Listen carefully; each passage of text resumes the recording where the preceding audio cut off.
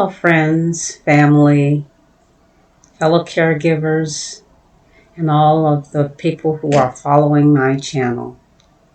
Greetings, and my name is V, and I have a passion and purpose for caregiving.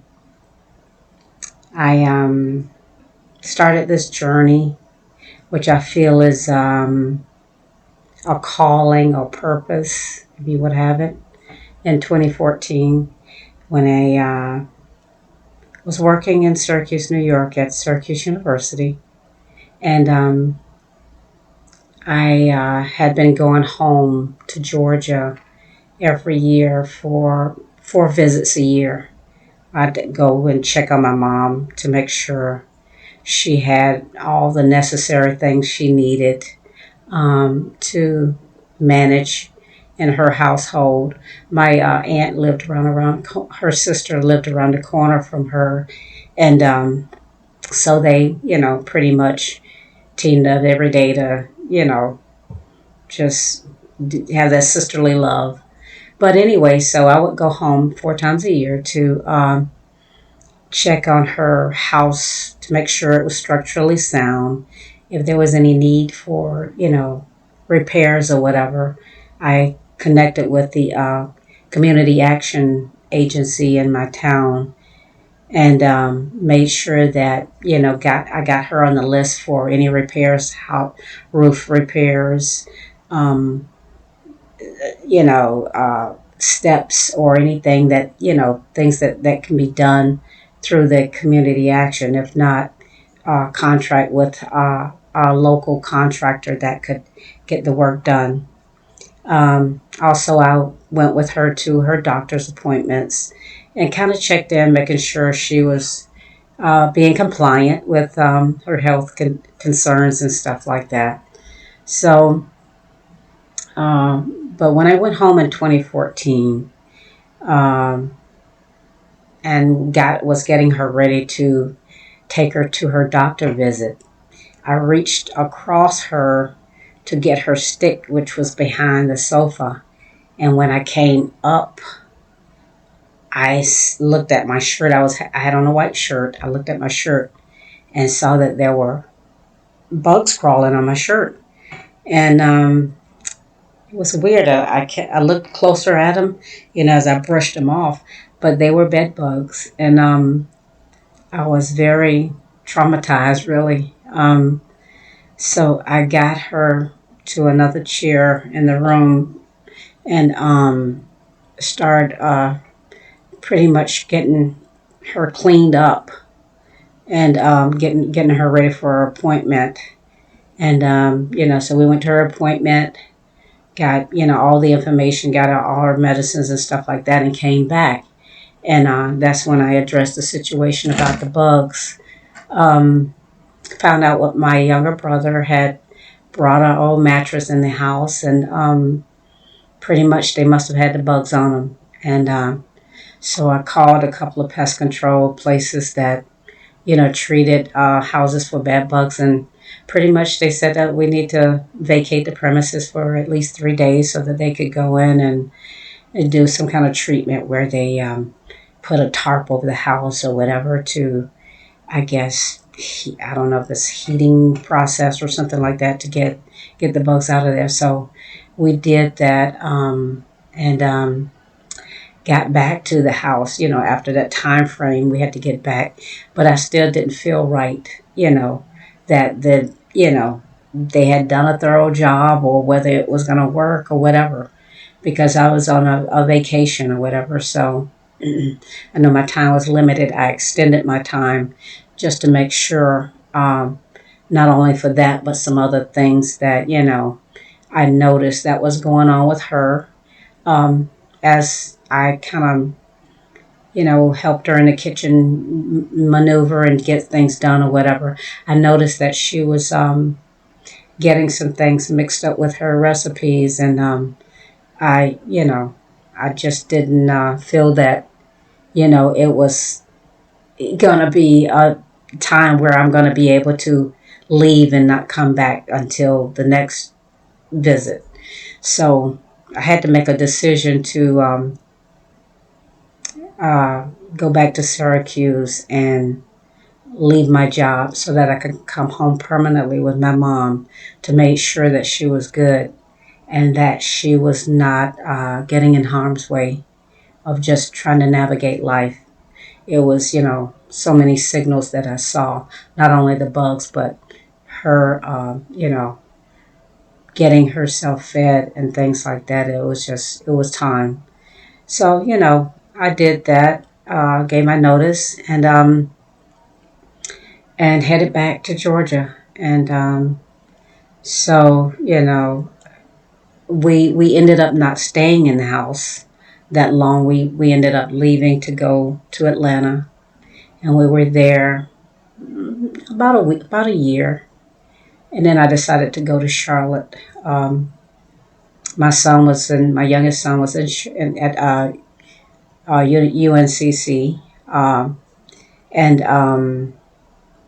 I decided to just take mom there, and I can, you know, navigate. I had a sister there as well. She's still there, actually. So I felt that would be the better place to go and get, everything I needed to get to manage her care and get some extra help from other family members, my son and my sister. I had another sister in Raleigh that, I could tap into to help get things done. So the move to Charlotte was an excellent move. We were able to get on off the ground running with her adult daycare. She was able to get free daycare, and I was able to work. So that was a good thing. So I got to work every day. I went to work. I dropped her off at daycare.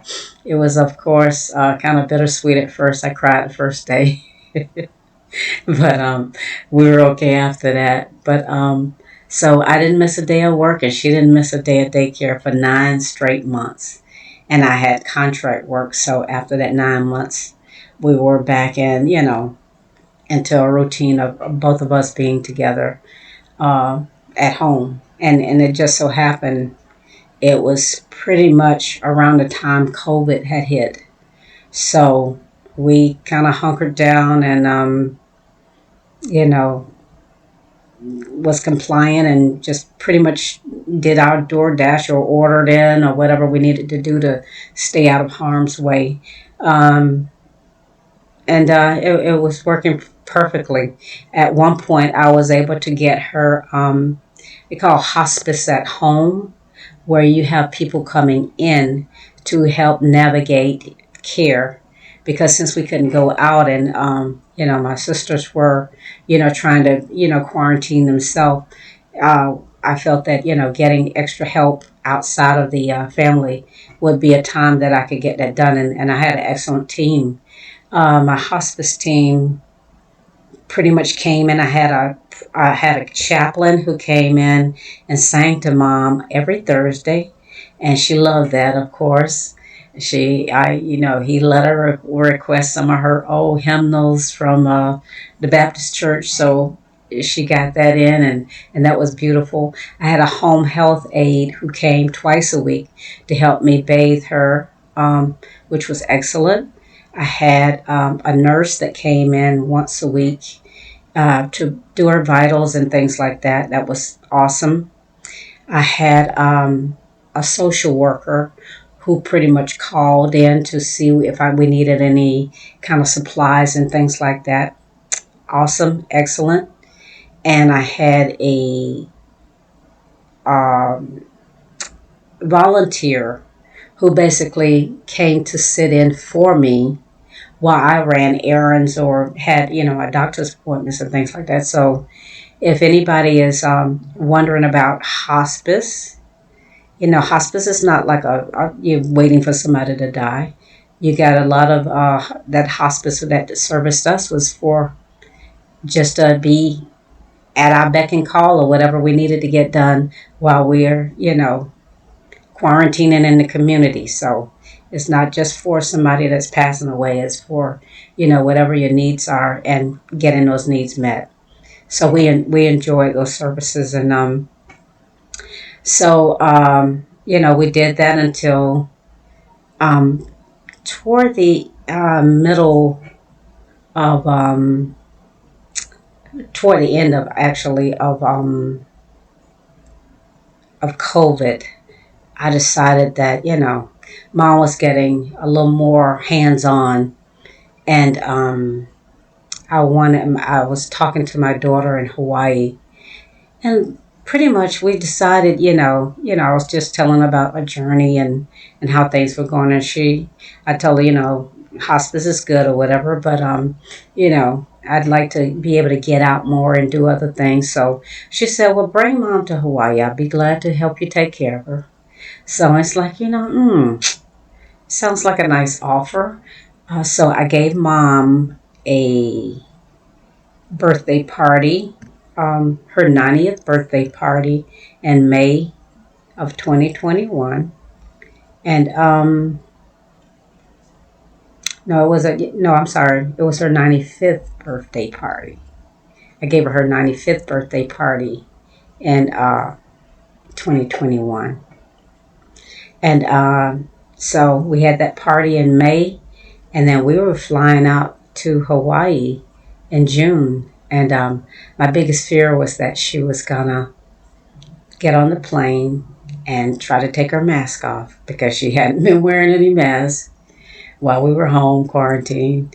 So it's like, okay, well, I said, God, it's in your hands because I don't want to be on the news, and I just don't even want none of this train wreck to happen. So, but anyway, we got on the plane. We were fine. We had pretty much red carpet treatment, and because our flight was delayed out of Charlotte, we ended up our seats got bumped pretty much. They had me with her, but on the longest leg of the trip from Cali to Hawaii, I was across the aisle from her, right next to her, but across the seat in the across the walkway. So, but anyway, so monitoring her from that angle was kind of, cumbersome, but we got it done. She didn't take her mask off. She just sat next to this kid that was playing his video games, and she wanted to keep tapping his screen, and his dad would look at me, and I got up and did what I needed to do, like, mom, don't bother his videos or whatever. So it's like, so, but other than that, she was good, and we had a good safe flight to Hawaii. And that's, once we got there, everything was great. She got to see paradise on earth. And God had already told me he was going to take her at 95. So she had turned 95 before we left Charlotte. And he took her in September. One thing that I did when I got to Hawaii, I looked for the 5-star doctor that covers the things that she was had to have done, was being treated for, and look for the 5-star hospital. So her insurance coverage wouldn't cover the 5-star doctor. So as soon as she got sick, I took her to the 5-star hospital.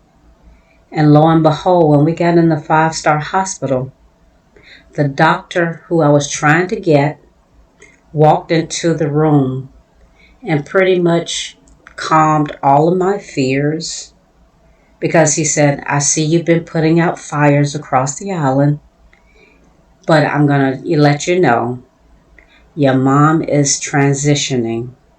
Her kidney has started to shut down. It's to the point where we can try to do this procedure, but it may be counterproductive and cause something else to happen. And he said, we can also try to do, this other procedure, but that still may not work because her, she has started, her brain has started, her neurological faculties are starting to decline. So she's in transition. And, he was wording everything so calm and just, he saw that I was just spent and just a basket case pretty much. And he talked to me in a way that it really was calming because this is the doctor I was, had picked out for her. And how ironic it is that I end up with this doctor in the 5-star hospital. I mean, that's God. That's not happenstance or just the luck of the draw, whatever. This was an appointed, this was a divine appointment that I meet this doctor, because otherwise I would have never been able to meet him because her insurance was not going to cover him. But just so happened he was the attending physician. He told me everything I needed to know about her transitioning, her in her latter stage of life. And he basically told me, I'm going to give her something for pain. She's not hungry or anything. So what I want you to do is take her home, and for the next 72 hours, let everyone love on her. Hearing is the last thing that goes when someone's transitioning. So make sure everybody that want to give her parting goodbyes or show her love, let them call her, come and whisper in her ear, whatever.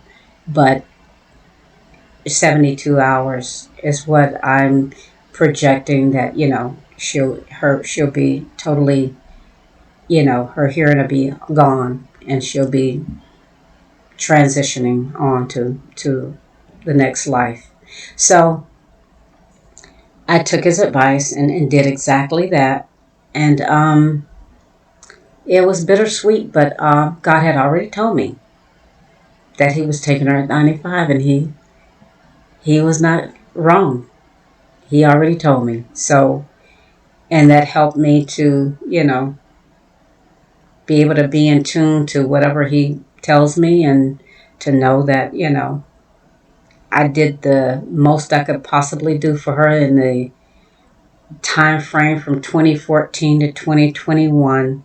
We had a journey. We had a wonderful journey. We were all up and down the Mason-Dixon, going to all of her children's house. She birthed 11 children, and 9 of them were living at this time, the latter part of her life. And we got to visit them all. We wore out welcome, just letting them see, this is mom. This is, give her flowers, while she's here, while she's under your roof.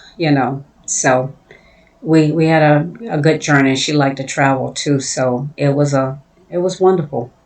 And I'm just glad that I was able to go on this journey with her.